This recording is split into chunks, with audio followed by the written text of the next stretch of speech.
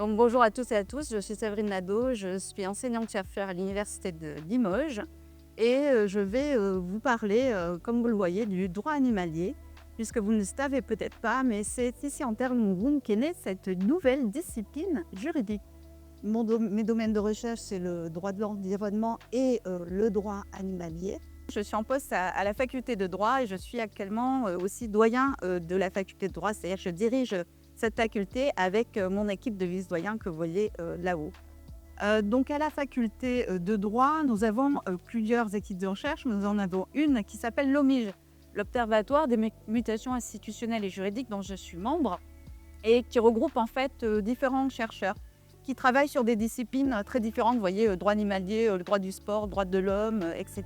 Mais on travaille tous sur les grandes mutations juridiques qui traversent le droit. Et donc moi, je travaille plutôt sur le droit de l'environnement et le droit animalier, comme je vous dis, mais qui est un peu à la croisée de ces deux disciplines. Et notamment, comment on peut faire pour améliorer la protection des animaux sauvages par des outils juridiques un peu innovants et de tous les animaux sauvages, qu'ils soient vulnérables, chassables, déchables, etc.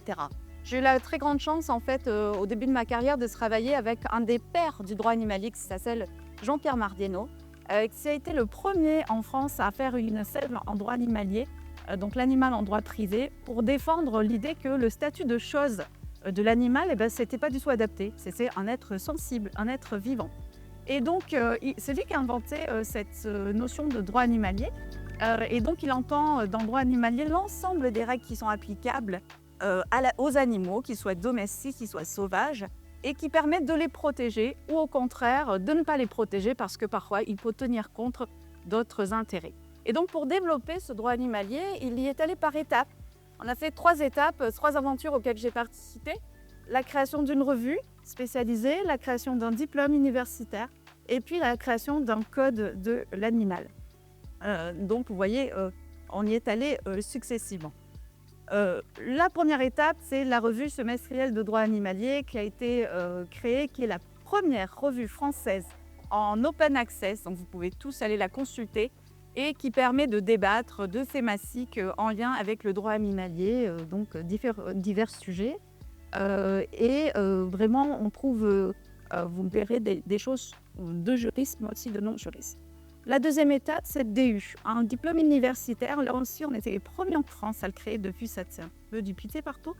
Et il est présent sur notre campus de Brive-la-Gaillarde. Il permet, il est dédié aussi bien aux juristes qu'aux non-juristes.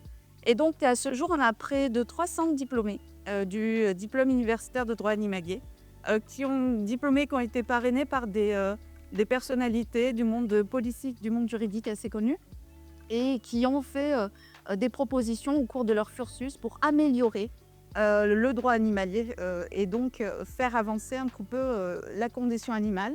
Ça, c'est des exemples d'anciens de nos étudiantes. Donc là, ce sont des avocates qui sont particulièrement connues pour avoir fait progresser la défense des droits des animaux. Olivia Simiakos et Gravier Dadod. Et puis la troisième étape, je vous disais, c'est la création d'un code de l'animal. Parce qu'on s'est aperçu qu'en fait, les règles applicables à l'animal, elles étaient dispersées dans divers codes et c'était pas accessible. C'est-à-dire que l'expert, mais aussi le profane, ne pouvait pas avoir accès facilement à ces règles. Et donc, on a créé collectivement ce code de l'animal. Alors bien entendu, je vais encore au niveau des plus grands spécialistes, donc comme Jean-Pierre Mardienot, je trace un petit peu mon sillon, moi, vous voyez. Et moi, ma spécialité, c'est l'animal sauvage. Lui, c'était plutôt l'animal en droit privé, donc plutôt l'animal domestique. Et donc, à travers différentes contributions dans des colloques, dans des ouvrages collectifs, dans des revues spécialisées, j'essaie de m'interroger, de réfléchir. Est-ce que ça serait aussi fou que ça que par exemple, d'accorder certains droits à des animaux sauvages. Quelles répercussions ça pourrait avoir sur les droits qui sont accordés aux êtres humains? Est-ce que c'est vraiment la quadrature du cercle ou pas? Et puis finalement, c'est pour vous dire, c'est pas qu'une lubie d'universitaire, quoi. Enfin, on pourrait se dire, oui, d'accord, très bien, c'est intéressant de réfléchir à ça. C'est pas qu'une lubie d'universitaire, c'est aussi quelque chose qui commence à être concrètement, si vous voulez, réalisé. Par exemple, on a vu fleurir dans les prétoires devant le juge des contentieux portés par des associations de protection des droits des animaux pour interdire la détention, l'utilisation des animaux sauvages dans les cirques, ce qui a donné lieu à une réalisation concrète et à une avancée législative en ce domaine. On a vu aussi il y a quelques mois la province des îles Loyauté en Nouvelle-Calédonie accorder des droits aux requins et aux tortues parce que ce sont des espèces sauténiques dans la culture kanak. Et donc, ils leur ont accordé des droits bien spécifiques pour mieux les protéger et pour mieux les défendre.